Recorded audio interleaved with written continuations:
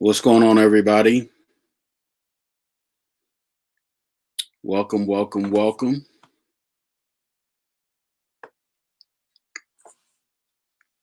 Come on in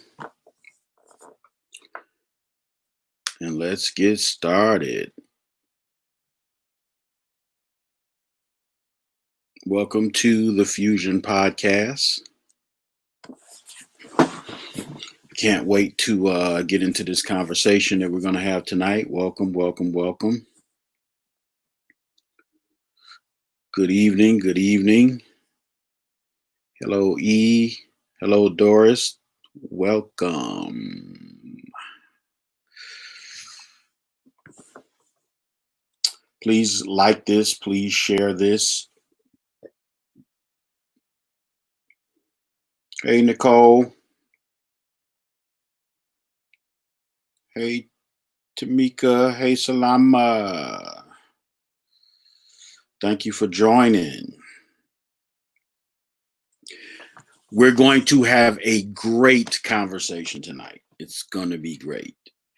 It's going to be a blast. It's going to be very informative and very enlightening, very inspiring. Um, Come on in. Make sure you like this, tag somebody, share it on somebody's page. Let's get the conversation going.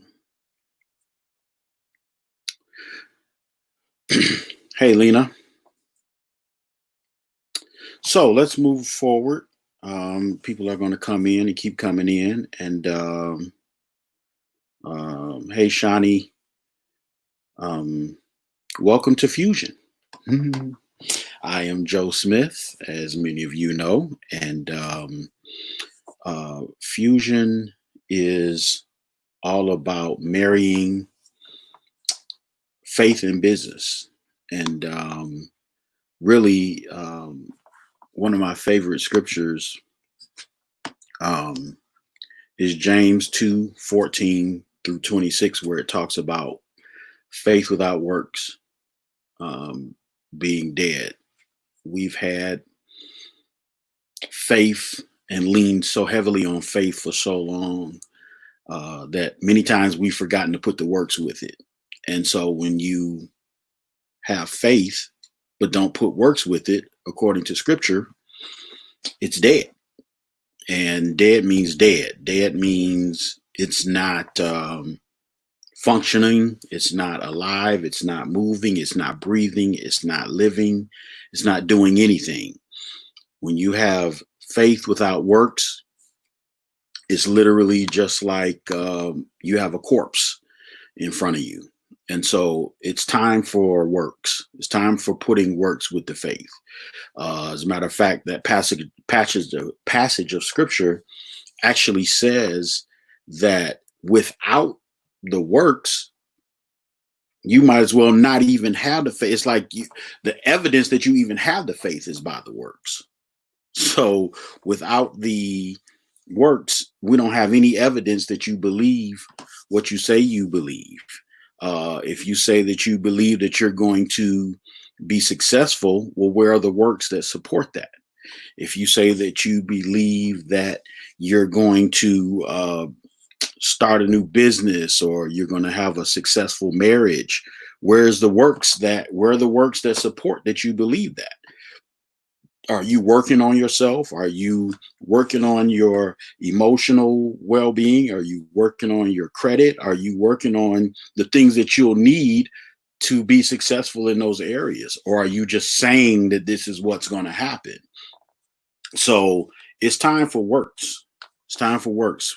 Not that we're discounting or doing away with faith, but faith and works go hand in hand, right?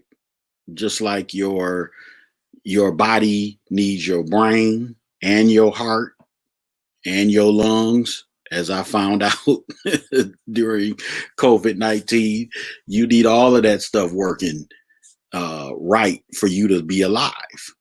You know, you can't have a great brain, but your heart is weak, or you have a great heart and a great brain, but your lungs are not functioning properly. or your lungs and your heart and your brain are all functioning properly, but something else is acting up. So you need all of that. You need everything working and in divine order for you to be successful. So it's not just faith, it's works with the faith, or else the faith is dead. So that's what fusion is all about. And tonight we're going to talk about thinking big. We're going to talk about expanding your thinking big, and not being held back by limiting beliefs. Okay. And as I was like preparing for this live, I mean, I got so many notes here. I'm not going to be able to get through it all tonight. So I'm going to just get through as much as we can. And I wanted to switch it up tonight. I didn't want to bring a guest on because I have a lot of teaching that a lot of nuggets that I want to drop on you.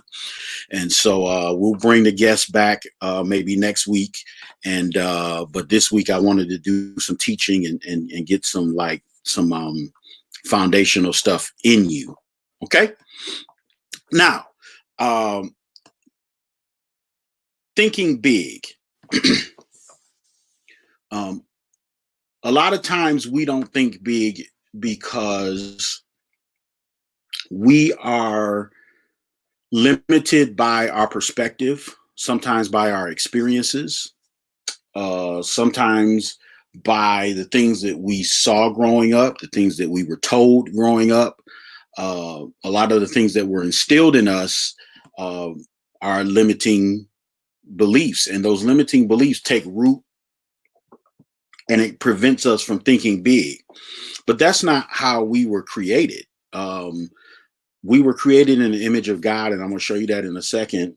We were created in the image of God, and God is infinite in his thinking, in his vastness. When you think about the universe, there are galaxies and solar systems that we haven't even, they're so far away that we can't even, there's no way we could ever get to them, unless we had some new technology that allowed us to travel that far. Some of them we can see with maybe the most powerful telescopes in the world. But the vastness of what God created, they said that a lot of the stars that we see in the sky have already burned out. So the stars are appearing to be there, but they've burned out. They were so bright that they've burned out. But what we're seeing is the light still coming from when they were there. Like, that's awesome. Like, that's crazy. That's what God created, right? So the same God that created all of that created us, and he equipped us with the same equipment that he has, the same stuff that he used to create the universe, the same thing that he used to create the stars, the same thing that he used to create the sun, the same thing that he used to create all of those things. He put all of that equipment inside of us. That's crazy. And one of the things that one of those pieces of equipment is our imagination. Remember when you were a child and you used to play That's My Car? Now, some of y'all may not, some of y'all younger don't know nothing about that. That's my car. Here's how it goes. You and your friends or your siblings or your cousins or whoever sit on the steps. And when cars go by, you go, that's my car. That's my car. That's my car. And nothing in you said that you couldn't have that car. Like, literally, you believed that that's my car. When we were children, we made up games. We made up imaginary friends. You done got a toy. I remember somebody was saying that it was so true that on Christmas time, they were frustrated because they bought their children toys for Christmas. And then by the By the middle of the afternoon, they wasn't even playing with the toys no more. They was playing with the boxes that the toys came in. They done made up a whole game. They done took the box and made up some other game out of the box that the toys came in instead of playing with the toys. But that's our imagination. That's our creative ability. That is the ability that God put in us to escape our immediate surroundings. So we were able to, in our minds, go places that we physically weren't able to go, or we are not able to obtain certain things, but mentally in our minds, we could go there, we could have it, we could do it, we could be it. We saw ourselves being this, we saw ourselves being that, we saw ourselves having this, we saw ourselves having that. What happened? What happened to that creative ability that God placed in us? Well, life happens. So what happens is, if you don't nurture that creative spirit inside of you, it dies. Well, I won't say it dies. I take that back. It diminishes. And in some people, I would say that it does die. I will say that, because I know people that's happened to. But we all come here with it inside of us. God gave us all the ability to escape from our immediate surroundings. Now, the whole purpose of that was not to get you caught up in a fantasy world. The purpose of that was to allow you to visualize something bigger for you to press towards and for you to accomplish. I remember when I was a child, it was me and my older sister raised in the house together. And my older sister is 12 years older than me. So, she wasn't trying to fool with me. It ain't like we was buddies or hanging out or playing. When I was, 12 years is a long way. When I was 5, she was 17. So she was doing 17-year-old stuff and I was doing 5-year-old stuff. So needless to say, it was basically like I was raising an only child. And I remember sitting in my room on the floor, because at this time, I'm dating myself now. At this time, one of the TV shows that was on TV was Happy Days. And the other TV show that was on was Laverne and Shirley. And I used to sit on the floor in my room by myself and make up episodes of Happy Days. And I wouldn't write the dialogue out. I would talk it. And I would be each character. Like, I would go from character to character and literally create an entire scene worth of dialogue. So I'd be like, and then Richie was like, such and such and so and so and so and so and so. And then Potsy was like, so and so and so and so and so and so. And then the Fonz was like, hey, it's like I would make up this dialogue. And like, if you walked past my room when I was little, you probably would have thought I was crazy, because I was literally talking through. That was my imagination and my creativity at work. Who knew that, 35 years later, I would be writing stage plays and writing films, and so we all have that creativity inside of us. It's just as we get older and we start being pressed with life and making life choices and life decisions and things of that nature, we begin to diminish our creative capacity. But you can tap back into that. We all have it. We all have it. Don't say I'm not creative. And it manifests in different ways. Like, for some people, their creativity may manifest in their ability to do hair, or their ability to decorate a room. You can go, I suck at decorating, but I know some people that can walk in a room and see exactly what it needs. Oh, put a picture right there.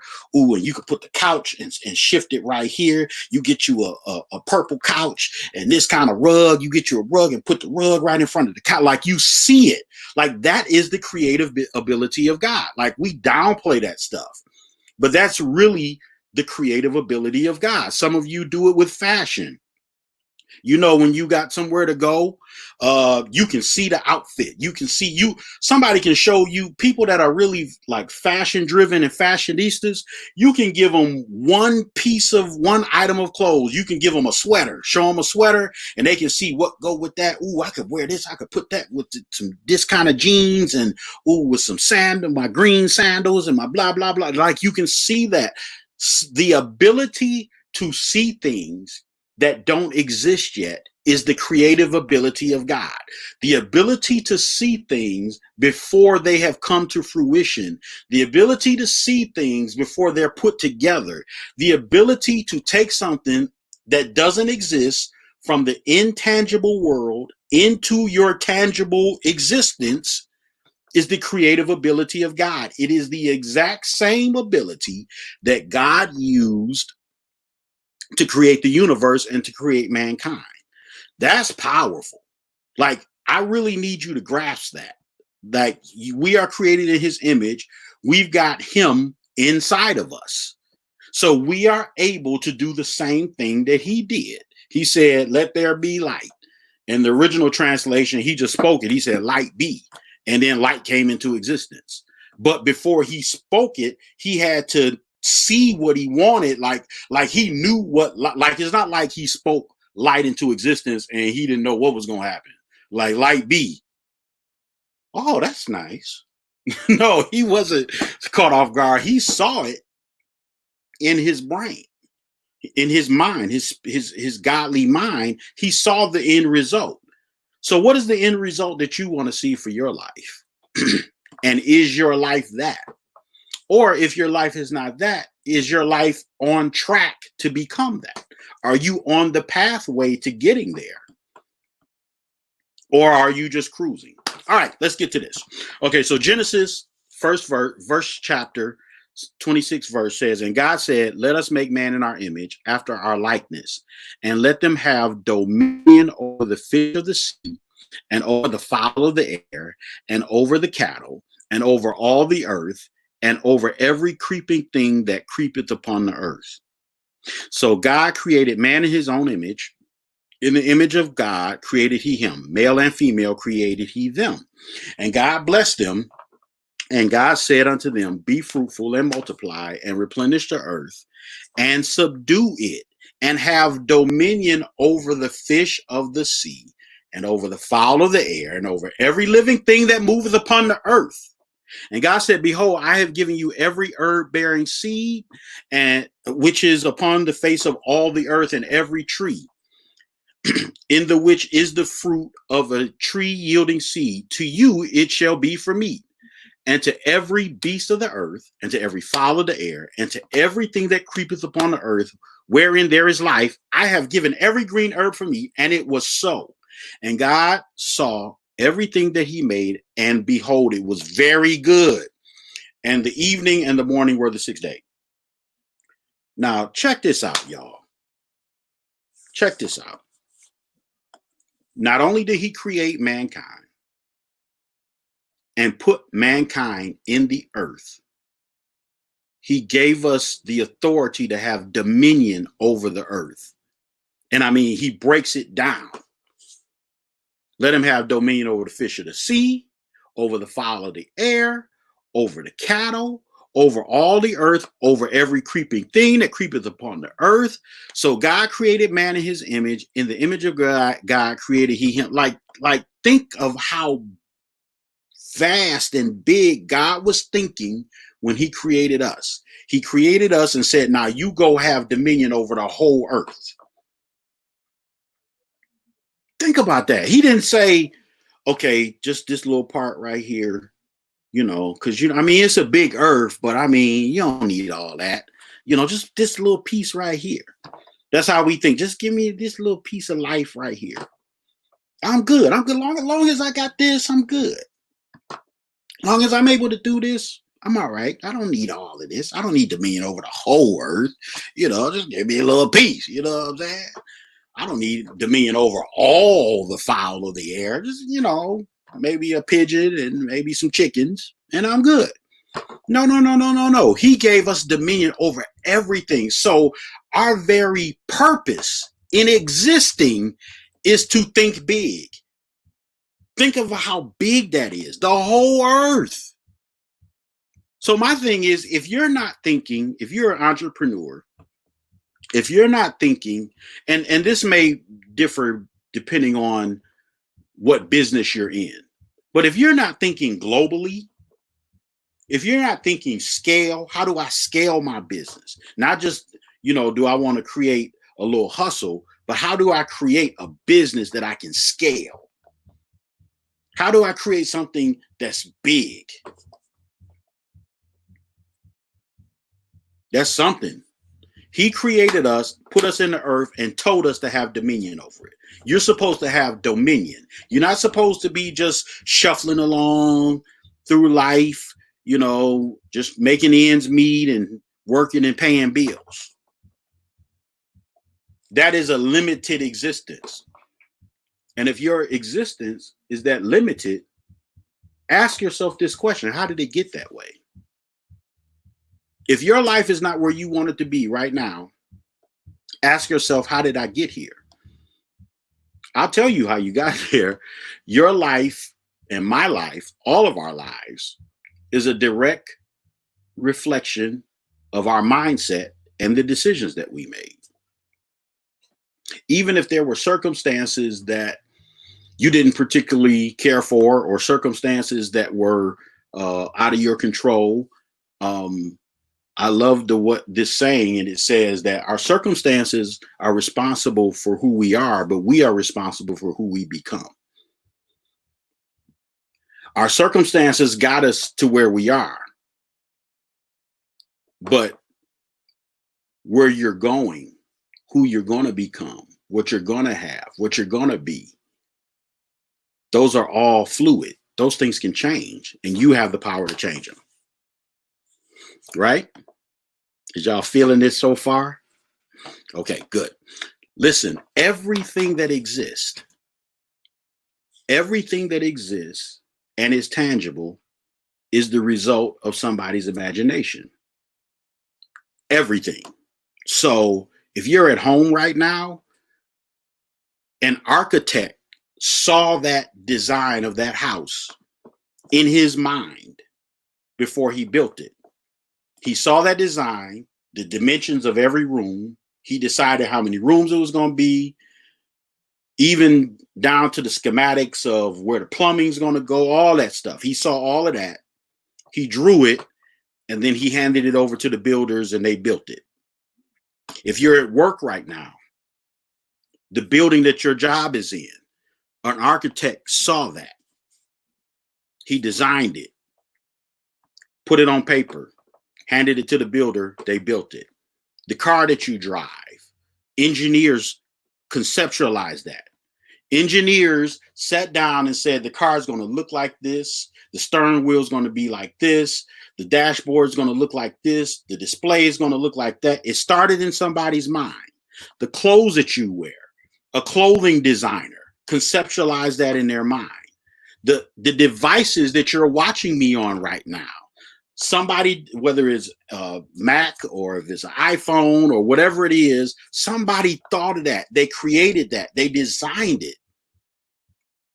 You have the same ability.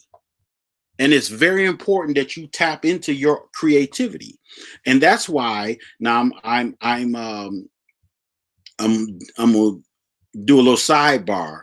That's why you have to watch what I call your mental diet. You have to watch your mental diet. You can't be creative because there's certain things that kill your creative energy, like a whole bunch of drama. If you got a whole bunch of drama in your life, and when I say a whole bunch of drama, I mean even how you think about situations, always being tuned in. I'm really big on frequency, right? So frequency is, there's all types of frequencies going on in the airwaves right now. You can tune your tuner and you can pick up a rap radio station. You can pick up a jazz station. You can pick up top 40 radio. What you listen to will be determined by what frequency you turn into. you tune into. So life is the same way. If you're always tuned to drama, if you're always tuned to gossip, if you're always tuned to a bunch of other stuff that doesn't feed your creativity, then it'll diminish. You have to feed your creativity. There's certain things that even when a lot of the turmoil was going on, with the protests and things of that nature, I watched enough of it and to stay abreast of what was going on. But I know people that was sitting there glued. They was glued to their TV, like CNN never turned off. Like all they did was just sat and watch CNN all day long, all night long, and just went on this emotional roller coaster. Even with the COVID thing, one of the things that kept my faith strong when I was dealing with the COVID-19 is I didn't just sit up and watch all the death toll. It was like the number, it was like on the news, they had the number of dead people who died from it on the side of the screen. And it was just going up. It was like going up like in real time, like, 300,001, 300,002, 300. Like, are they dying right now? Sheesh. I didn't watch that stuff. I watched enough of it to hear what they were saying about it. Even when I was in the hospital, I'm in the hospital, laying in the bed with the TV. They got the screen on the arm, on the mechanical arm, and you pull the TV in front of you. I'm laying there and I'm watching, snippets of the news, but then I would change the channel. Why? Because I wanted to protect my faith. I wanted to protect my mindset. I wanted to protect my energy. I didn't want to fill my head with a whole bunch of negativity. Matter of fact, my thing was, okay, is people recovering from it? Why y'all not talking about the people who recovered from it? You know what I'm saying? So you got to protect your energy. You got to protect your mindset. You got to protect your creativity. You cannot sit and feast on drama and negativity and gossip and who's doing what and who did what with who and blah, blah, blah, blah, and then expect to have your creativity flow the way that you need it to be. That architect can't sit up and watch, Real Housewives of whatever all night and get ideas for buildings. You know what I'm saying? Like that creativity, that mind, you have to have your mind clear. You have to have your mind decluttered when you want to create. So that creativity is inside of all of us. And what you have to do is, the reason why I'm talking about thinking big is because you have to expand your mindset. Because if your mindset is not expanded, it'll kill the creativity.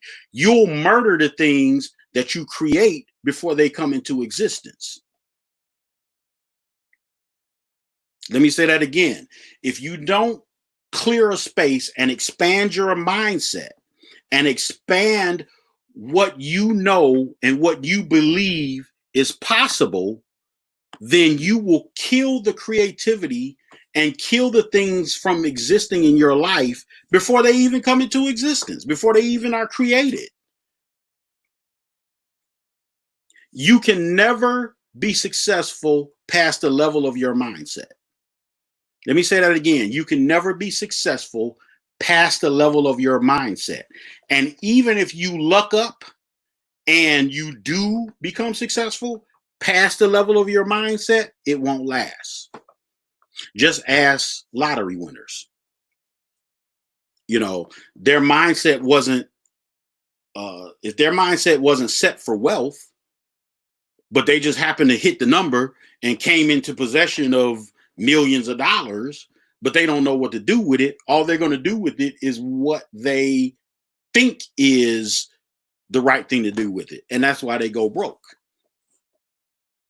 They don't sit down with a millionaire or multimillionaire and say, okay, I got all this money. What do I do? Because they think they know. I want to help this person. I want to buy this person a house. I'm going to buy my mama a house, and people going to come asking me for help, and I'm going to help them because I always said, if I became a billionaire, I was going to help people.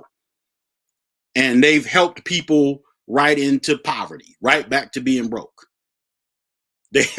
I saw a story one time. It was a guy, it was a video on YouTube. This guy had won $1 million at the casino. He was a hood guy. So he won $1 million at the casino, but because he had a hood mindset, he took his money and did hood stuff. Now, to his credit, I will give a brother credit. He tried to invest his money. He's like, okay, I'm going to invest my money. So he bought a strip club and he bought a fried chicken restaurant, carry out restaurant, and he did something else with it. The only problem was he didn't know how to run a club and he didn't know how to run a restaurant. So he took the money and he said that he realized he was in trouble when he got down to his last 50,000. So he started out with $1 million and whatever was left after he paid his taxes and all that kind of stuff. And when he got down to his last 50,000, he was like, whoa. Well, the problem was that he didn't have his mindset educated with what to do with that kind of money. So it all works in hand. You have to have the imagination, you have to have the mindset, and you have to let that mindset guide you to educate yourself, to expand what your knowledge base is, so that when God blesses you, you won't blow it. You won't mess it up. Now, let me give you a couple of examples of small thinking. I've told this story before. The barbershop I used to get my hair cut at when I had hair, one of the barbers, her mother used to come up there in the summertime and make this lemonade.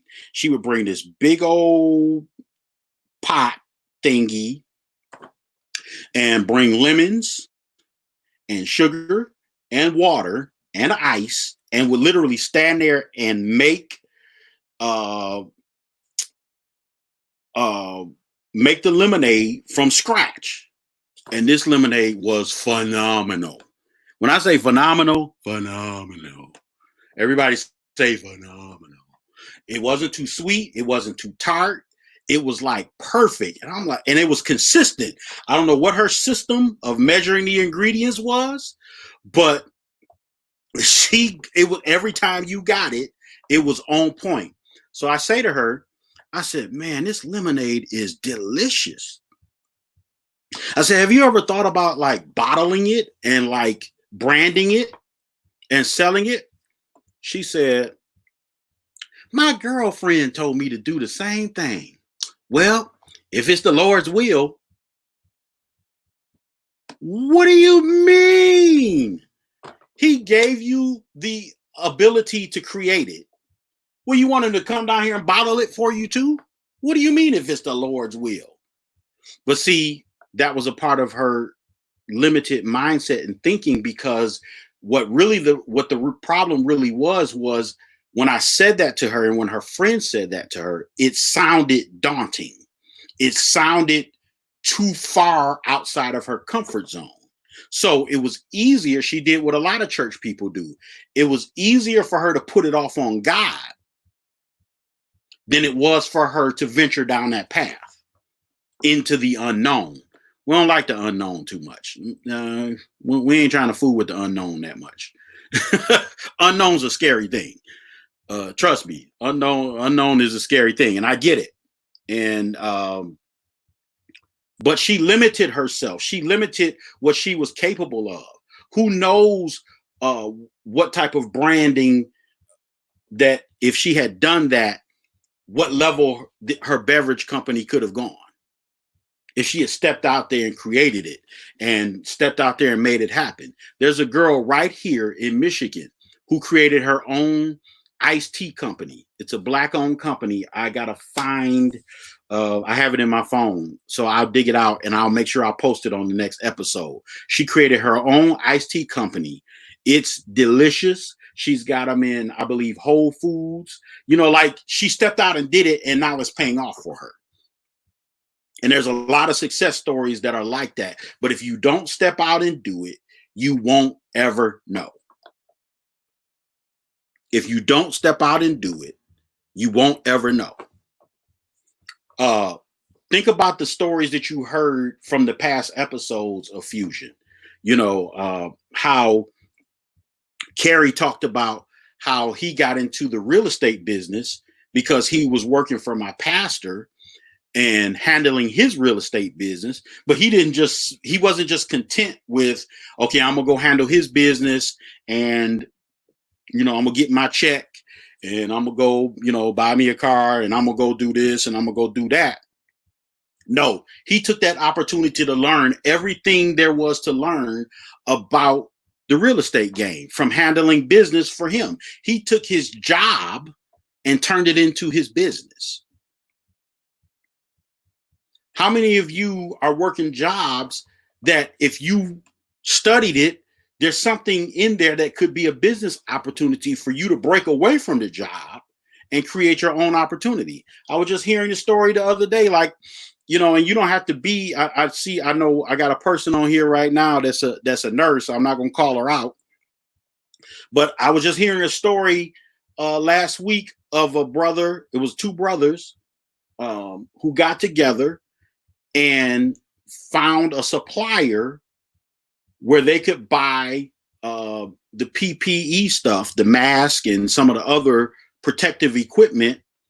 And they called around to different hospitals to see if they could get a meeting to offer their PPE products inside the hospital. And guess what? They got a call back, and one of the hospitals gave them a contract. They had never done anything like that before.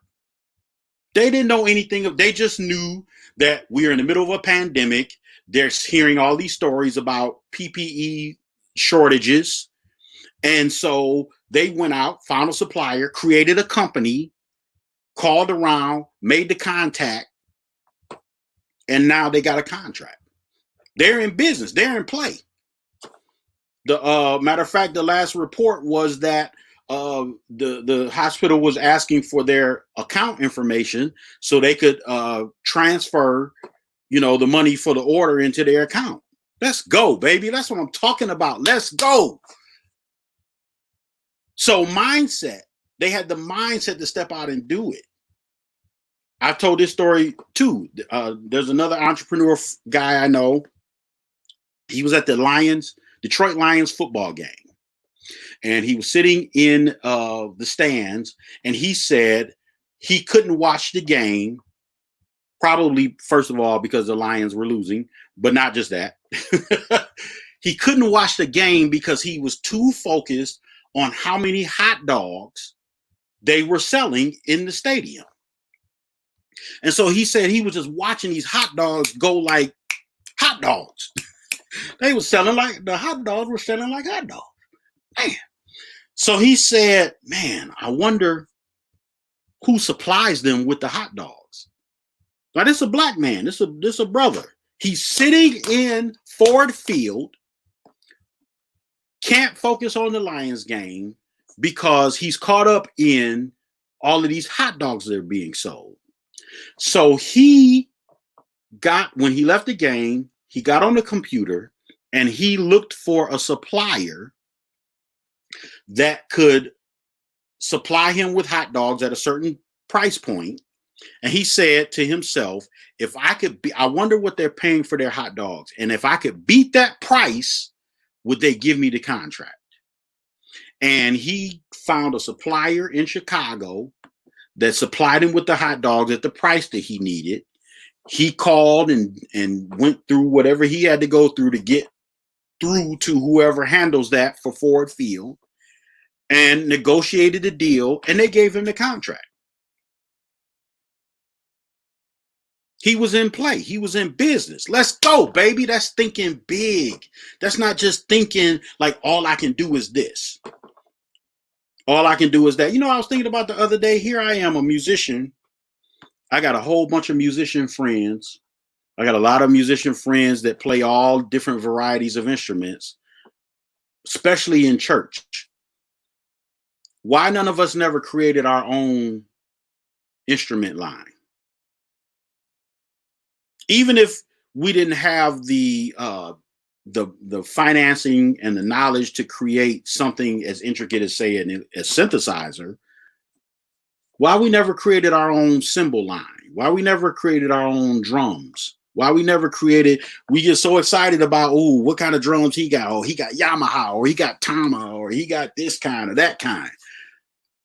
Why we never created our own drum line, or our own cymbals, or our own microphones?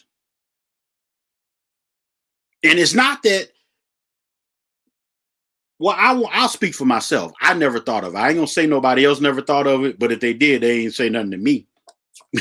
They ain't never mentioned it to me. Say, hey, Joe, man, what you think about me starting my own? All these musicians, all these guys that we play all these instruments Sunday after Sunday, gig after gig, concert after concert. Nobody ever thought, man, I wonder what it takes to create my own bass guitar. Not get an endorsement from a company that already exists. I'm talking about creating your own. That's thinking big. When you don't think big and you think small, what you're doing is you're taking the largeness and the vastness of the universe and scrunching it down to your mindset, instead of the other way around. Instead of taking your mindset and expanding it to be open to the vastness of the universe. We were designed to expand. Your mind is not static. Your mind is not fixed and set in stone unless you fix it or set it in stone. Your mind, the way God created our minds were created to be expandable. It's like a computer with extra memory slots in it, right? So when your computer comes, it comes with, 4 gigabytes of RAM or 8 gigabytes of RAM. My computer here in my studio, it came with 8 gigabytes of RAM, but it's expandable up to 64 gigabytes of RAM. So it only came with a limited amount of memory, but I can make the investment. I've already expanded it to 32 gigabytes. And then I just haven't had the time to focus on expanding it the other 32. But the computer, in other words, I'm not getting the full potential out of the computer that it has been created with by the manufacturer. Apple made the computer able to function with 64 gigabytes of RAM, and I only got 32 in there. It only came with 8. No, it came with 16. I'm sorry. It came with 16 gigabytes of RAM. I expanded it to 32, but it could be 64. That's how a lot of our lives are. Some of you all are doing well in life. You're doing good. You got a nice, solid, middle-class living. You're doing your thing. You keeping the bills paid. You're driving a decent car. You got food to eat. You're doing good. Nobody's mad at that. Nobody's knocking that. Nobody's putting that down. Nobody's dissing that. Nobody's dogging that. That's dope. But if you're built for 64 gigabytes of RAM, why do you only got 32 in there? If you're built to be a CEO, you can't get stuck. Now, don't get me wrong. Working for the company, that's an important step, right? Because you get to learn the business from the bottom up, and you get paid to do it. Like, that's dope. Like, I'm getting paid to go to school to learn business. But most people don't take advantage of that because our mindset is wrong. It's just a job. We just working, most people at their job can't wait to get off so they can go home and live their real life. It's like, ooh, what time is it? You seem like you've been working for hours and hours and hours, and you look at the time and it's only 1:30. You don't get off to 5. We spend so much time at work trying to get off, we don't even take advantage of the opportunity. Like, your job is a system that's already set up. Like, so it's an opportunity for you to learn how their system works. It's an opportunity for you to learn, who are their vendors? Who supplies them? I go to work. I work on this computer every day. Who supplied them with these computers? Who's the company that supplied them with this office furniture? Who is the company that supplied them with, the toiletries in the bathroom? Let me get online and see if I can find a wholesaler that can supply these toiletries, and I'm gonna talk to somebody in purchasing and see if I can beat their costs. Maybe my company that I'm going to create can supply them with the stuff that's thinking big, y'all.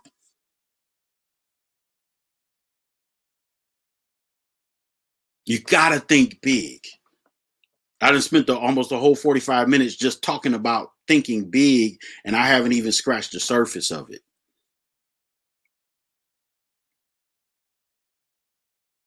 And here's the thing. The thing is that the things that will spark this kind of thinking inside of you, they aren't just sitting casually on the surface, right? This is not stuff you're going to learn in school. This is not stuff you're going to learn watching TV every day. This is not stuff you're going to learn sitting up listening to trap music all day. None of that's going to do this for you. You have to go after and seek the knowledge and seek the information and seek the motivation and seek, things that will inspire you to think big and to expand yourself and to not stay stuck where you are. And that doesn't mean that there's anything wrong with where you are, because we so sensitive nowadays. I remember one time I posted something about being successful, and somebody came on the post talking about well, why do success gotta mean you got a bunch of money? What if you a janitor can be a successful janitor? I said, you're right. I said, if a person's potential is only for them to be a janitor, then yes, being a janitor is being successful. But if a janitor has the potential to be a CEO, then he's not successful. If I owed you $1,000 and I only gave you 50 of it, would you say that you successfully got your money from me? No. Success is I owe you $1,000 and you're able to get the 1,000 from me. In other words, success is reaching your full potential. And some of you don't even know what your full potential is. Because really it's something I don't think any of us do, because it's really something that's not knowable. You only find it out when you push yourself past your comfort zone. Right? I was watching this video of this guy. He's a ex-Navy SEAL. And he talked about how they train to push their bodies past what they think is their breaking point. So it's like your mind, the capacity of your mind. So our minds are wired for self-preservation, for us to protect ourselves. So that's why when you hit a certain point, your mind is like, I can't do no more. So what they train to do is to push past that point, because they know and understand that there's more in there. Your mind and your body are capable of more. You just got to push past it. And so we won't know our full capabilities until we push past and step out of our comfort zone. Some of you who watched my live about a month and a couple of weeks ago heard me talk about the fact that I'm launching my own streaming service. Now, let me tell you how I came to that conclusion. So I was filming my first film, which was a documentary called #Senseless, and that came out. Did a screening for it last year. I'll be actually releasing it later this year. And I literally have in my phone, in my notes, a page of, I can't even describe how many TV show and film ideas I have. As soon as I get an idea, I write it down. And the list is enormous. And I just kept thinking, like, man, like, these ideas are great, but I don't feel like going through the hassle of trying. It's already hard enough to get TV shows made and to get films made and getting the financing for them and things of that nature. That's already enough of an obstacle. But then once it's made, then I got to go and try to convince a network to put it on. I got to convince, a Netflix. I got to convince a HBO. I got to convince a WeTV. I got to convince a OWN TV to, even though all of these people are starving for content. That's the big thing. I got friends in Hollywood that are producers who worked on major shows. One of my friends was one of the producers on the R. Kelly documentary. I got another friend that, she does a lot of reality shows and stuff like that. And they're all telling me that all these networks are starving for content. So you would think that if they're starving for content, they would be much more open to receiving that content and considering that content, but it's not true. It's still really, really hard to get through that door. And so I said, you know what? I don't feel like doing that. I was like, it would be dope if I could start my own streaming service. And then not only could I stream and create and stream my own content, but I could sign other content creators who are really dope, who just need an opportunity to showcase their talent. And so I dismissed it because I said, well, that's probably a monumental undertaking, because I know how much it costs to build websites and to hire somebody to code for you and all that kind of stuff. So the Holy Spirit was like, no, look it up. Just Google it. So I got on Google. Google's your friend, ladies and gentlemen. Google's your friend. Say, Google's my friend. Yes, it is. I got on Google. And what I found was that it wasn't as complicated as I thought it was. That's the first thing the devil going to try to do, is tell you how hard it is, how complicated it is, how you don't have the resources, you don't have the knowledge, you don't have the money, you don't know the people you need to know, you don't know how to do this, you don't know how to do that, blah, blah, blah, blah, blah, blah, blah. He's going to present, the devil's going to always have a problem for every solution. Just like some people, they got a problem for every solution. So I got on Google and I was like, oh, wow. So this is how you do it.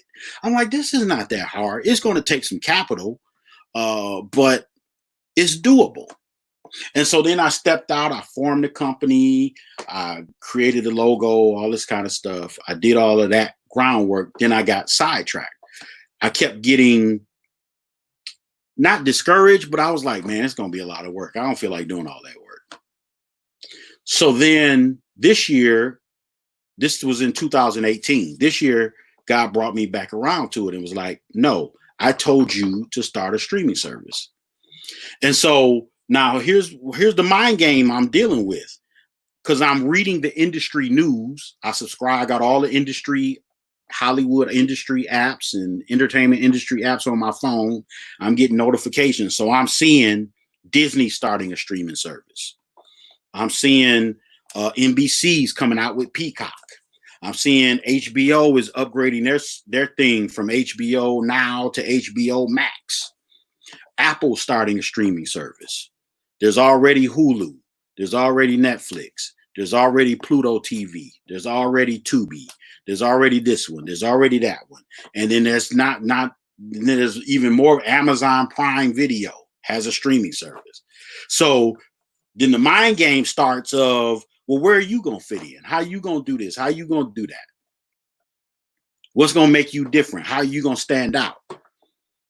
And so every time that would come in my mind, I would just say, well, Joe, you don't have to stand out. All you got to do is fit in the pockets where they aren't. All you got to do is do what they aren't doing. And you don't even necessarily have to compete with them. You can carve out your own niche, your own piece of the market, and still build a multi-million-dollar company. So I began to encourage myself with that. So then I started, once I got encouraged and I got fired up about it, then I started making more investments towards it. I started putting my money where my mouth was, not just talking about it, putting the works with the faith, right?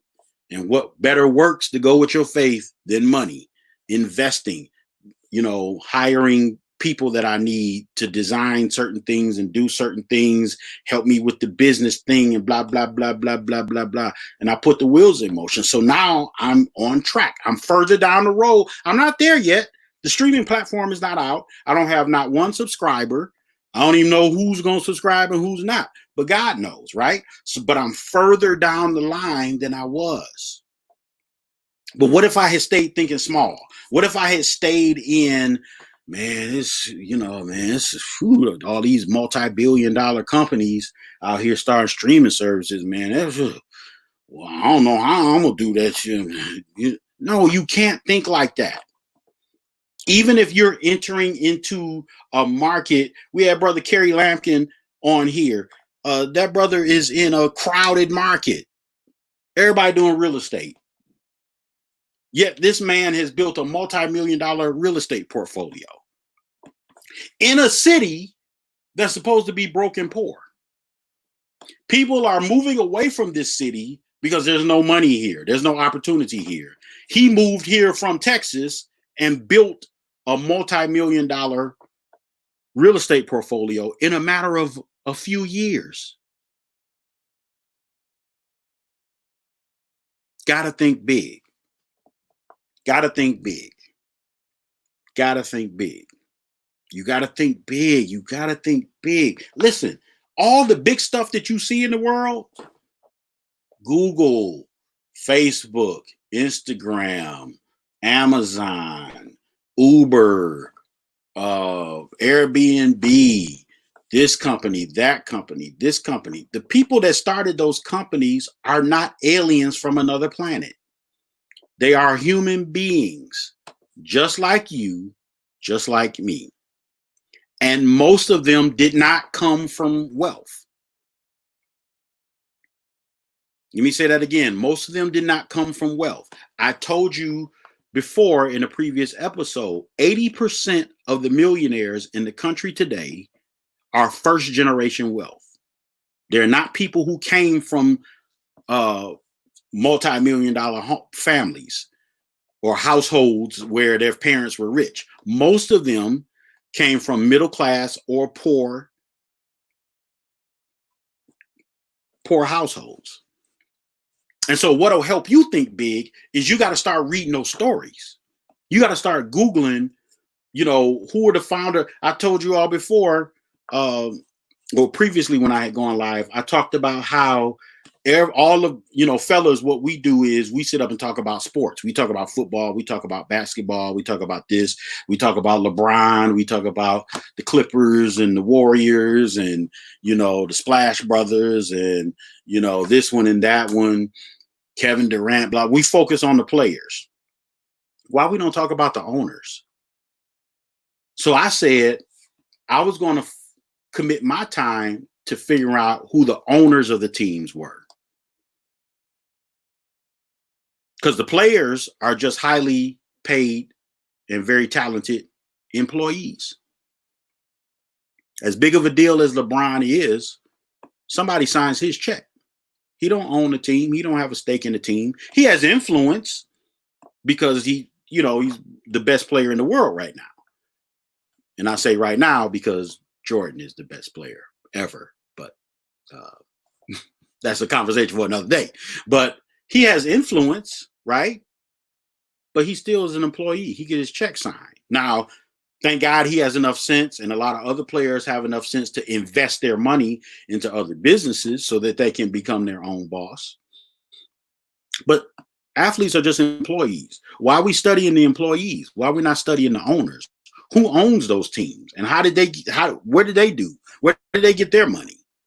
That's how we got to start thinking. Got to think big. I didn't even get to the self-limiting beliefs. I didn't even get to, let me touch on it a little bit before I log off. Because I said I wasn't going to keep y'all. I'm like a Baptist preacher. I'm not going to hold y'all long and then he go another hour and a half.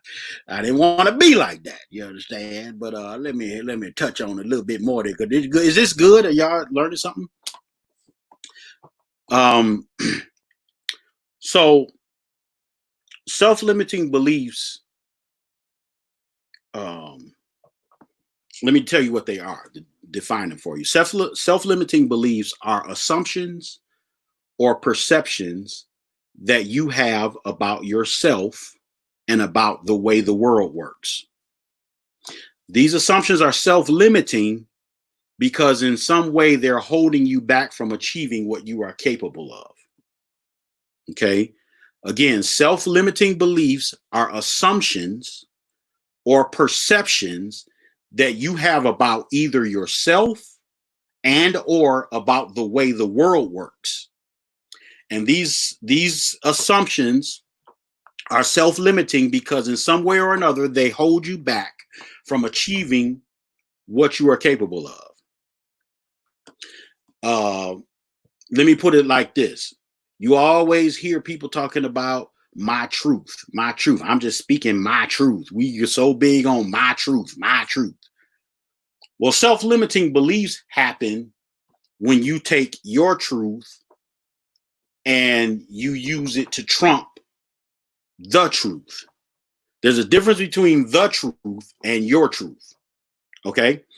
So let me tell you what I'll give you some examples of that.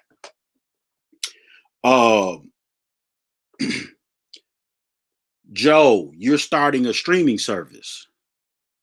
And then I go, man, Netflix and all them big guys, man, they ain't gonna let me in the market, man. They got that all sold up. That's a self-limiting belief. Because what happens is, if I were to believe that, I wouldn't even try to do my own thing. Or if I tried, I wouldn't try to go as hard or as big as I could possibly go, because in my mind, I would have it already set that, no, they ain't gonna let me, you know what I'm saying? They ain't gonna let no brother in that market. You know, all them the big boys got it sold up. That's a self-limiting belief. That's my truth, but it's not the truth. Self-limiting belief, well, it wasn't a self-limiting belief. It was a limiting belief, though. Before Barack Obama got elected, I used to always hear old heads, even, you know, I remember having this conversation with my mother. Do you think we'll have a black president in our lifetime? No, that country and white folk ain't ready for that. Nah, yeah, he ain't gonna win. I mean, think about that. We're used to it now because it's a part of history. But think about that. A black man named Barack Obama became the president of the United States. Okay, just think about that. Not a black man named, you know, James Baxter, you know, or, you know, Michael Johnson. Barack Obama, it don't get no blacker than Barack Obama, became the president of the United States. But in their limited mindset, they said, no, that's not possible. Now, there's three types of self-limiting beliefs. There's the unhealthy beliefs that you have about yourself, thinking that you're not good enough, thinking that you're not smart enough, thinking that you're ill-prepared, thinking that you don't know enough, thinking that you don't have enough connections, thinking that this is for us. I remember somebody, here's another example of a self-limiting belief. I was talking to a friend one time, and she said, you know, I write these children's books. It's like, okay, dope. She was like, I don't know where I got the idea for this from, but I've been writing these children's books. I've written an entire series. I said, sweet. So why haven't you published them? She said, I mean, I don't know, because I thought that was just for them white folk. Self-limiting belief. In her mind, she felt like what she was doing was not something that a black person should be doing or should be focused on or could be successful at. That was her truth, but it wasn't the truth. You see the difference? The lie that you tell yourself versus what's actually true. The lie that you tell yourself is that you can't do it, but you actually can. So those are unhealthy beliefs about yourself. Now, let me flip the script on you. A self-limiting belief can also be hyperpositivity, thinking that you already know everything that you need to know, that you're the smartest and that you're the best and blah, blah, blah, blah, blah. That can be just as dangerous as not thinking highly enough of yourself. The Bible says a man shouldn't think more highly of himself than he ought.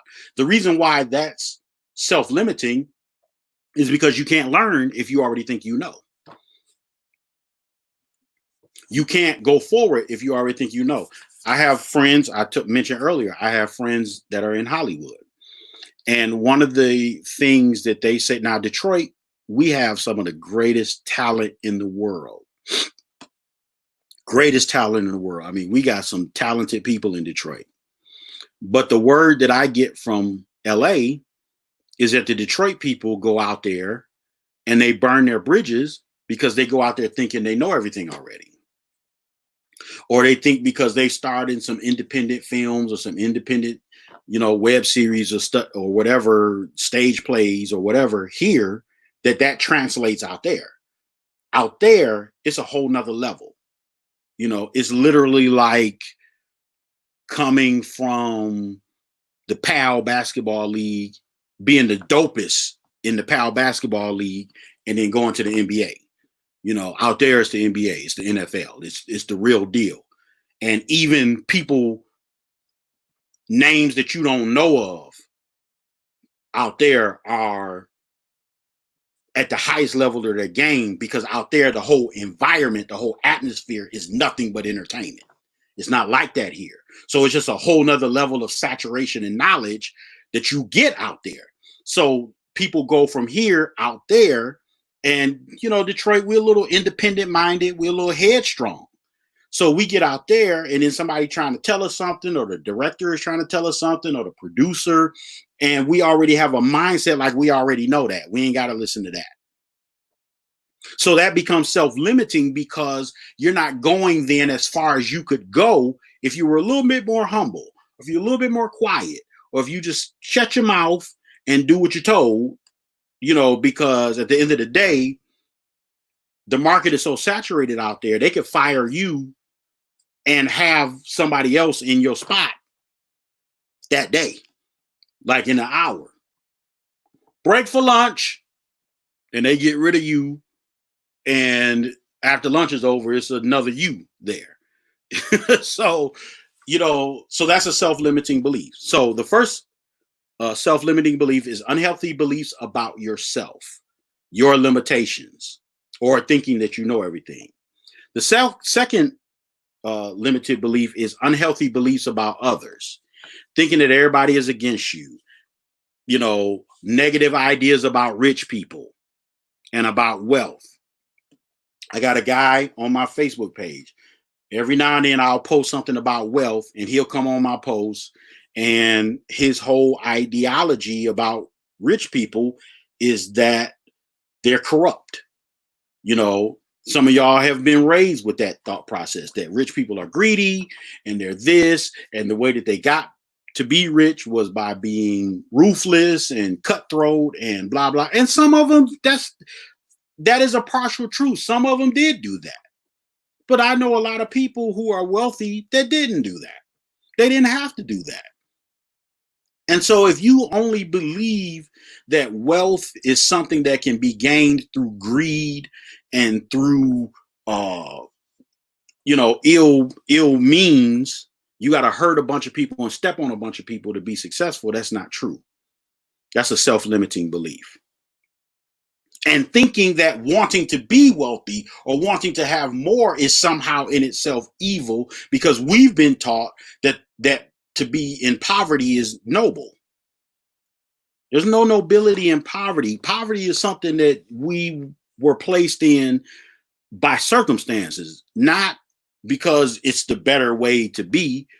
Well, the Bible says that it's easier for a camel to go through the eye of a needle than for a rich man to enter into the kingdom of heaven. The Bible does say that. But that's not an indictment against wealth. That's an indictment against having your priorities messed up. That being wealthy and being rich tricks you into thinking that you don't need God.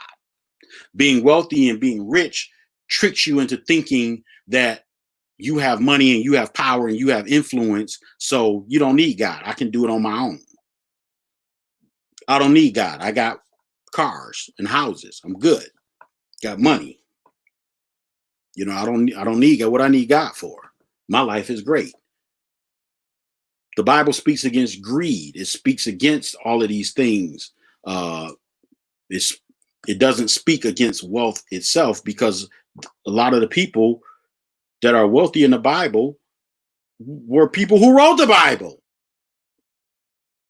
Solomon was so rich that the Queen of Sheba was like, yo, I've never seen anything like this in my life. And he was also the wisest man that ever lived. Proverbs is one of my favorite books of the Bible. So much wisdom in there. That was Solomon. Solomon had the bag. David had the bag. Abraham. Think about the abundance of God. God told Abraham, look up. You see all them stars? That's going to be your seed. Look down. Look at the sand on the beach. Can you count how many grains of sand is on the beach? That's how I'm going to hook you up. So is God schizophrenic? Did he get to the New Testament and then change his mind? I don't know. So those are self-limiting beliefs. Now, another self-limiting belief about others is not only thinking negative about other people, it's also being too positive about people. Brother Kerry talked about that when he was on my live on the show a couple of weeks ago. He talked about how he was too nice and he was too trusting. That can be self-limiting beliefs, because you can be so nice and be so trusting that you open up the door for people that's not supposed to be in your life, or you open up and try to help people that you're not supposed to try to help. So that's a self-limiting belief. So the unhealthy beliefs about yourself and unhealthy beliefs about others. And then the third type of self-limiting belief is unhealthy beliefs about the world, right? So some people, you see a lot of that on social media now, especially with all the civil unrest and social injustice that's been happening. Everybody's just so negative about the world and how the world works and how the world looks. And I follow this one guy named Boyce Watkins, and he's always trying to get Black people to invest, talk about investing your money, and blah, blah, blah, blah, blah, blah, blah, blah.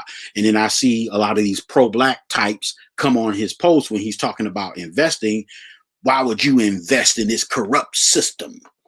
This system is corrupt. It wasn't created for us. So why would you invest? We need to pull out of this system. Okay, pull out of the system and create what? You haven't said what you're going to create. I might be with that. I might be with pulling out of the system, but pulling it out of it to go where and do what? Exactly. Just like I thought, you don't know. So that's a self-limiting belief. This man is talking about learning the stock market, learning how stocks work, learning how to invest in the stock market. And my man is like, why would you invest in this corrupt capitalist system? That's a self-limiting belief. So next week, we're going to talk about how to get rid of the self-limiting beliefs, because that's very important, how to get rid of them. And you get rid of them the same way you got them, through what you put in your ear gates, what you put in your eye gates, what you read, what you listen to. And literally, you have to shift the thinking of your mind, how your mind works. You have to change the things that you say out of your mouth. You have to change your perspective. So many ways we are wired to think like victims, because we have been victims and we continuously are victims. And so because of things that we have been through in this country and continue to go through in this country, we have been definitely victimized. But just because you're victimized doesn't mean you have to think like a victim. Thinking like a victim is one of the side effects of being victimized, but you have to fight that off, because if you don't, then it becomes a self-limiting belief. And you think that you'll always be victimized and you're always a victim. when you hear people say stuff like, they know they could have just, I was having a conversation with somebody when the pandemic came and everything was shutting down. And, they were saying, well, why is everybody so quick to open back up? It's a pandemic out here. And I said, well, because they have their expenses, some of their expenses haven't stopped. Just because the businesses are closed doesn't mean that their expenses have stopped. Some of them still have to pay rents to their landlords. And if they don't have any money coming in, then they deplete their cash reserves. And different businesses have different levels of cash reserves. It's just like you and your money. You might work with somebody who make the exact same amount of money as you do, but your financial situation is better than theirs, or your financial situation is worse than theirs. It just depends on how you move with your money. And so they were like, well, why can't the landlords just give them a break and tell them they don't have to pay their rent? I was like, because the landlords might have obligations to the bank. If the bank is not giving them a break, then they can't give the tenant a break. They need their money. And so,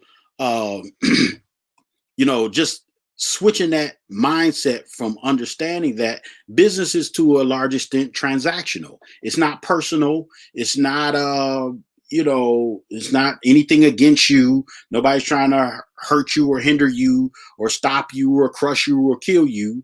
Sometimes it's just transactional. Hey, I need my money. I got to pay the note to the bank. You're my tenant. So run that check. I understand everything's closed down, but we got to do what we got to do. So we got to break that victim mentality. We got to break those self-limiting beliefs. Okay. I'm going to stop right there. There's so much more I wanted to get into. Sheesh. But we'll come back. We'll come back next week, and we'll continue dropping these bombs on you. But if you didn't get anything else from what I talked about tonight, you got to think big, and you got to destroy those self-limiting beliefs. And we're going to talk about how to do that next week. Okay. So what I wanted to do was I wanted to double back and talk a little bit more. I said that I was going to give you an investment tip. And so I was doing some more research and on the REITs. I don't know if you remember when Carrie was on and we talked about the REITs, which is the real estate investment trust. So this is the investment tip that I wanted to talk to you about. I want you all to, once we get off of here, to Google and find out about REITs. I'm going to give you a little bit more information about it. But REIT stands for Real Estate Investment Trust. And what that is those are companies that own, finance, income producing real estate, right? So in other words, if you don't want to go out and buy an apartment building, you don't want to go out and buy a hospital, you don't want to go out and buy a bunch of properties and develop them and find the tenants and this and that and the other, you can invest in companies that have already done all of that, right? So REITs allow anybody to invest in portfolios of real estate assets, the same way you can invest in other industries. Okay, so REITs, there's several different kinds of REITs, but I'm just going to break down some of them for you. You have retail REITs, which are malls, strip malls that have big box stores, things of that nature. You can invest in those without actually having to go out and build a strip mall. You can literally invest in one that already exists. Okay, now let me backtrack just so I can break it down for those who may not know. But investing in stocks just basically means instead of you going out and starting your own company, you're taking your money and investing it into companies that already exist, and you own a piece of that company, right? So you own stock, you're a shareholder in that company. So basically you're able to financially benefit from somebody else's work in starting and building and running a company without you having to do it. Okay. So a real estate investment trust is a way for you to invest in real estate without you having to go out and do this, blah, blah, blah, blah. Okay. So the different types of REITs, you have retail, malls, retail centers, strip malls, that kind of thing. You have residential REITs, okay, which are apartment buildings, condos, student housing, things of that nature. There are companies that own condos where you can invest in those and make money from those investments. Okay. You have office REITs. So companies that own skyscrapers, office parks, office buildings, things of that nature, you can invest in those. Okay. Healthcare, companies that own hospitals. Yes, you can own a hospital. What? You go on the family reunion, you say, Mama, Grandma, I owns me a hospital. You don't own no hospital. Yes, I do. No, you don't. Yes, I do. I owns me a hospital because I invested in a real estate investment trust that owns, I invested in a fund that owns hospitals. Healthcare REITs, hospitals, senior living facilities, medical office buildings. You can invest in that. Industrial, those are REITs that own warehouses and industrial buildings. And even they have infrastructure REITs, fiber cables, telecommunications towers, wireless infrastructure. Listen, people, these are things that we didn't learn sitting around the dining room table because our mama didn't know it. Our daddy didn't know it. Our grandmama didn't know it. Our granddaddy didn't understand it. Our great grandparents, they didn't know nothing about it. Auntie didn't know nothing about it. And if you had a relative or a friend that knew something about it, they was trying to stay away from the family because they didn't want your family asking for nothing. So that's why we got to do the homework. We can't keep, I was talking to somebody just this past Sunday, and they were talking about, when these pharmaceutical companies, all these big pharmaceutical companies, they're going to come up with the vaccine for COVID and they're going to make all these billions and billions of dollars and blah, blah, blah, blah. I said, well, hey, guess what? I said, if you owned you some shares of a pharmaceutical company, you would be on the other side of that argument. You would be like, man, I can't wait till they come up with a vaccine for COVID so they can make all these billions and billions of dollars so my stock shares can go up. The reason why you're mad about it is because you don't own no shares in it. Even with the social unrest, Martin Luther King said that rioting is the language of the unheard. So you know why, in other words, you know why we got to burn buildings and tear up stuff and be angry and get in the streets and protest? Because we don't control nothing. We don't own or control nothing. If we owned and controlled stuff that was of consequence to them, we wouldn't have to do none of that. All we have to do is pick up the phone and be like, yeah, so you need to change the laws, or that nice little donation you get from my company or from my super PAC or from my organization or from my foundation, when it's time for your reelection, I'm going to remember that. These police is going crazy out here. Fix it. Hang up the phone. That's power. But you don't get that kind of power from burning buildings down. You get that kind of power from finances and having control and ownership in things to where you ain't got to be unheard. Why do you think, when's the last time you seen a Jewish protest? When's the last time you seen a Jewish riot? You know why you don't see Jewish riots? Because if you do something to tick off the Jews, they own the media, they own banks, they own all kind of stuff that they can squeeze some stuff and make it tight. They can pick up the phone. They can do a phone riot. You got to get out and throw temper tantrums and burn stuff up and flip cars over and break windows, because that's the only way you're going to be heard. And I get that, but we got to change that. And so we got to financially empower ourselves. We can't just keep going on what mama did and what daddy did and blah, blah. We can't just keep doing that. You know, there's nothing wrong with working at the plant. There's nothing wrong with working an honest job. But now it's time for us to start owning the jobs. And then once we own the jobs, not just owning the job so we can get a Bentley and a Rolls Royce and a big house on the lake and blah, blah, blah, blah, but so we can band together and form a power base and move in silence, move quietly, and make moves and make stuff happen. Yeah, phone riot. That's it. Oh, oh, you're not gonna. The police chief not gonna do. Oh, the prosecutor is not gonna charge those officers. I got him elected though. You know, me and my constituency, me and all my crew of black millionaires and billionaires, we paid for his election campaign. So you mean to tell me he's not going to?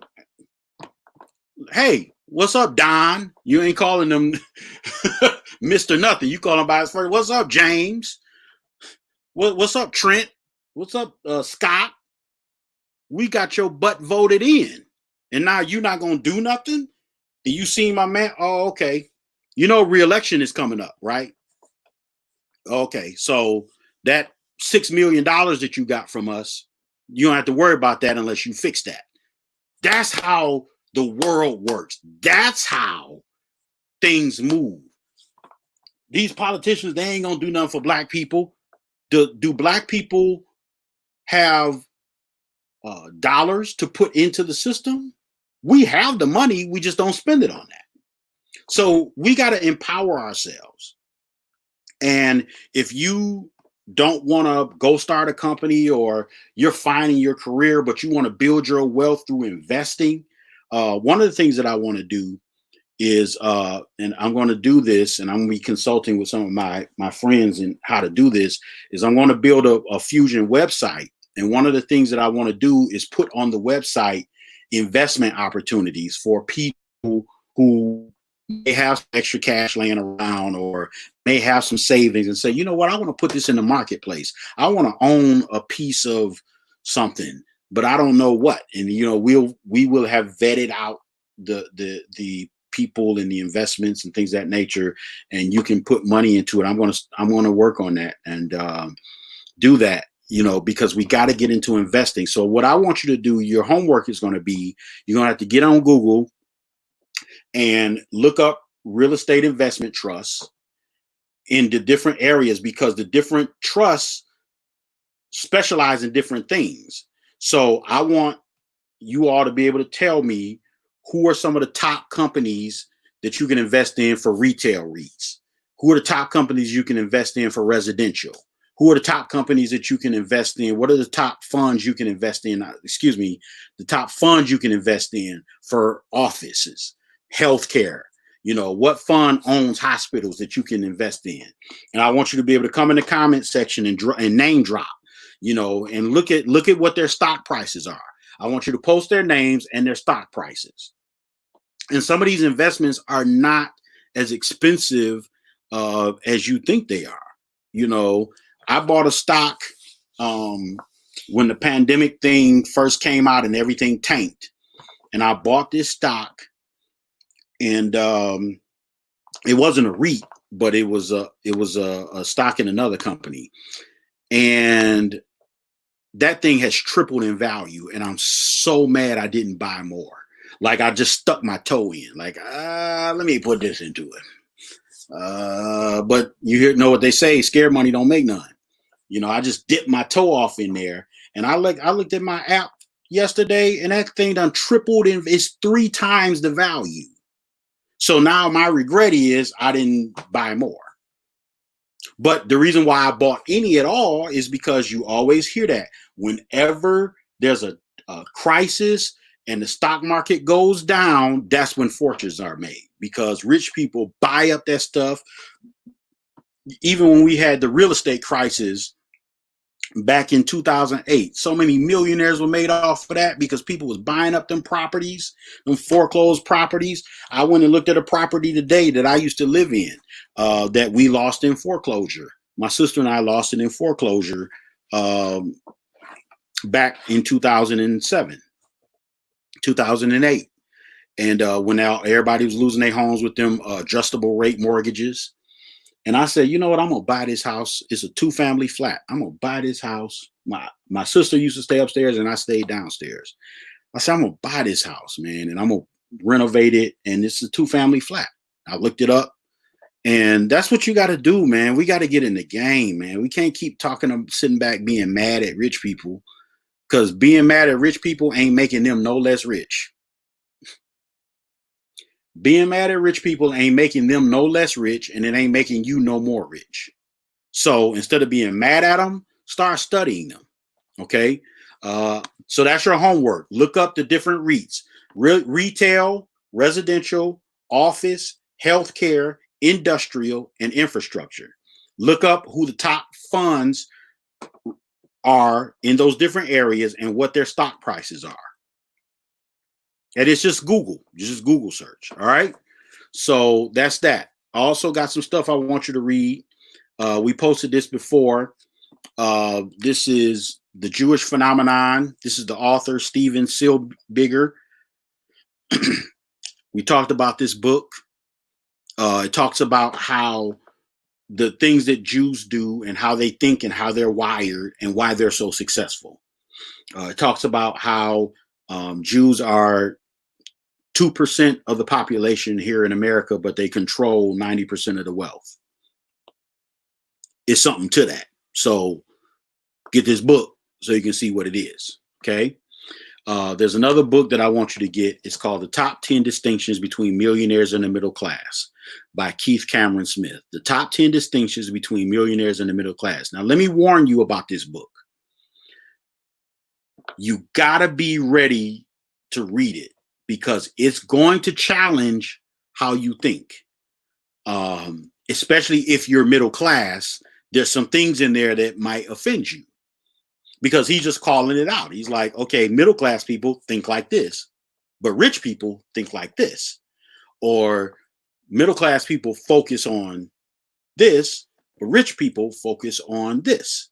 And it really breaks it down. And you're going to see yourself. Because when I read it, I saw myself. I was like, this is so true. Whoa. And you got to be prepared for that. Because if you're not prepared for that, what you'll do is read the book and be arguing with it while you're reading it. This ain't true. Who he think he is? So what? So what? Middle class people think like this. So what? You be sitting there arguing with the book. He can't even hear you. So I ain't reading this and throw the book down.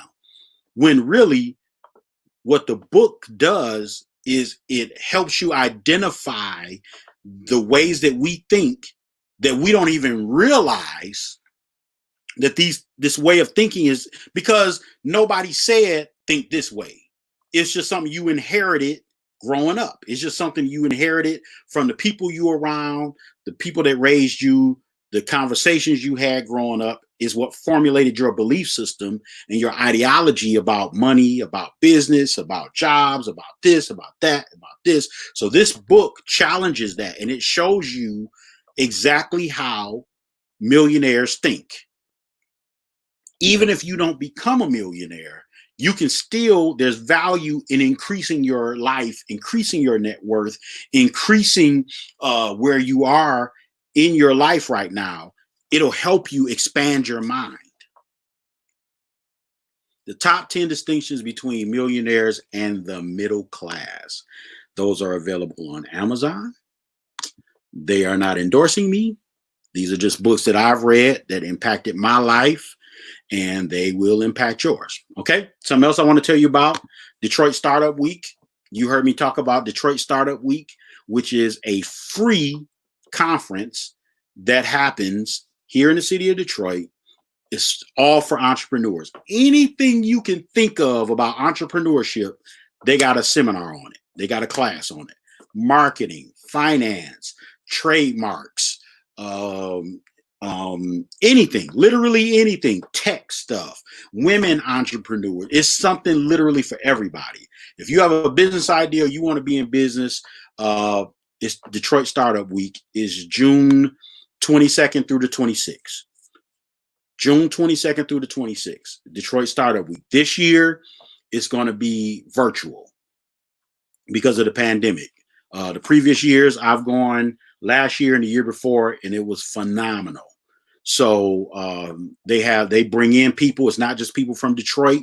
They bring in tech people. They bring in reality stars. They bring in like one year they brought in Marcus Lemonis. If you ever seen The Prophet on CNBC, they brought him in. He was the keynote speaker. They brought in I think his name is Richard Picard. He's a black multimillionaire who owns a manufacturing company. He started out in the 70s owning McDonald's franchises, and then he branched into manufacturing. Now he's worth hundreds of millions of dollars. He's the guy who donated I think he donated $1 million to the Motown Museum, donated some millions of dollars to the African American Museum. He was one of the keynote speakers. So these are the type of people. They have very high level people. So go to the website. Detroit Startup Week is free. Okay. If you're serious about this, you got to invest in it. In this case, it's not investing money, it's investing time. The seminars go from morning until evening.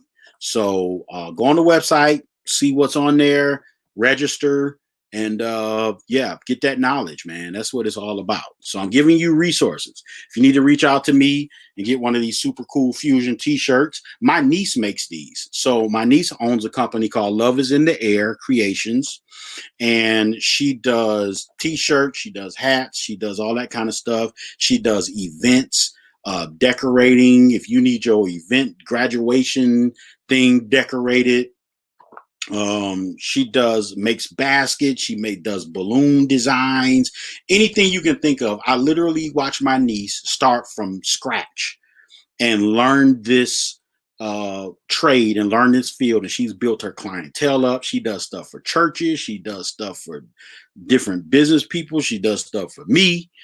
So she made these t-shirts, and if you want one, just hit me up at joesmithworldwide@gmail.com, and we'll get you a price list. And we don't just have the guy shirts, we got the little girl fitted shirts too, and tank tops. So you get you a fusion tank top, you can get you a fusion, and we can get them for you without the little gold. If you don't like all the gold and fancy, we can get you, what you need. So check out my niece. She's on Facebook and Instagram. Love is in the Air Creations. And I think she's on here. If you on here, Nene, say something. But she's very professional. She's very timely. Thank you, Kathy. William Picard. Yes. Yes, Nicole. Somebody said trademark. So yeah, check my niece out. She does these t-shirts and she'll do stuff for you. She's very good at what she does. Listen, let me say this to you. This is my last thing. I'm putting my Cash App up here because, it does cost me something to subscribe to these platforms for me to go live. I want to build a website. It costs something to do these t-shirts. We want to put something together where we can do a live event later this year.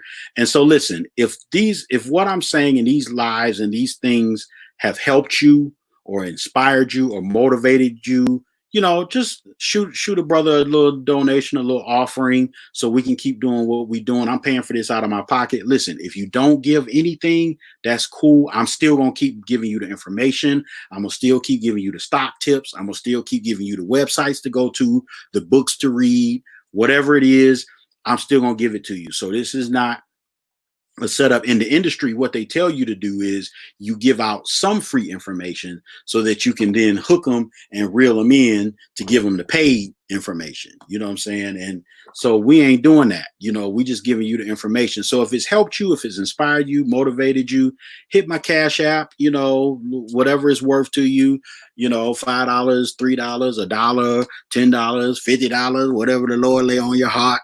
But I'm not doing this for money, but there are costs that I'm incurring from doing this. Okay. So if you feel so led to, cool. If not, that's cool too. I'm not begging, not asking for nothing. There's no pressure. But support, you should support something. If you're benefiting from it, you should be supporting it. So that's that. All right.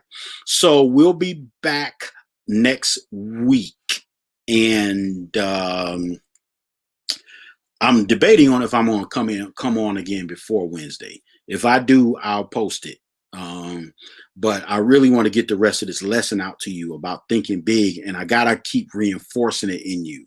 I got a whole list of guests that I want to bring on, but there's some more nuggets I want to give you, and I want to keep reinforcing in your mind and in your spirit to think big and to defeat them, because we as Black people, we have had a lot of self-limiting beliefs instilled in us that we don't even realize. And so I want to help get you on the path to breaking those down so you can think big and you can go on to be the success that you are destined to be. And ask yourself, why do I think the way do I think? My idea about life, where did I get that from? My idea about business and money and finances and relationships and friendships, where did that come from? The friends that I have, where did they come from?